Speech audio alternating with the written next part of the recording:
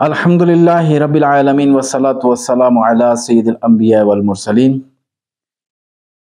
اما بعد فاعوذ باللہ من الشیطان الرجیم بسم اللہ الرحمن الرحیم صلی اللہ علی نبی امی وآلہ صلی اللہ علیہ وسلم صلاۃ وسلام علیک یا سیدی یا رسول اللہ۔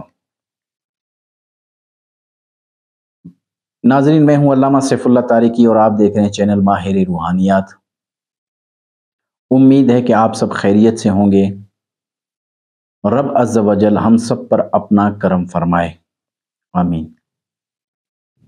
ناظرین، آج جو وظیفہ لے کر آ رہا ہوں وہ جو بچے کند ذہن ہیں، جو پڑھ نہیں سکتے، والدین ان کے پریشان ہیں کہ اسکول سے بھی اس کی شکایتیں آتی ہیں، ٹیوشن ٹیچر بھی رکھ لیا، اس کے باوجود بھی بچے میں کوئی بہتری نہیں آ رہی، جو سبق یاد کرتا ہے وہ بھول جاتا ہے۔ یہ آج وظیفہ ان بچوں کے لیے ہے۔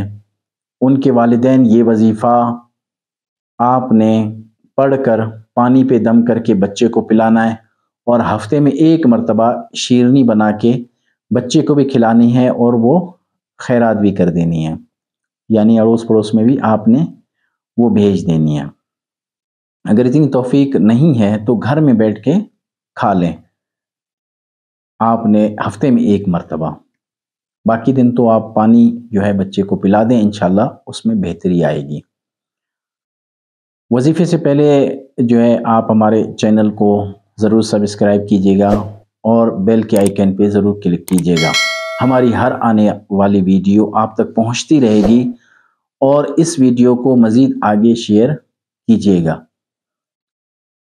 جو شخص مصیبت میں ہے وہ اس وظیفے کو دیکھ کے عمل کرے گا، اس کا وہ مسئلہ حل ہوگا، تو وہ میرے ساتھ ساتھ آپ کے لیے بھی دعا گو ہوگا، اور جو ہے آپ کو صدقہ جاریہ، اس کا جو ہے آپ صدقہ جاریہ میں شمار ہو جائیں گے آپ۔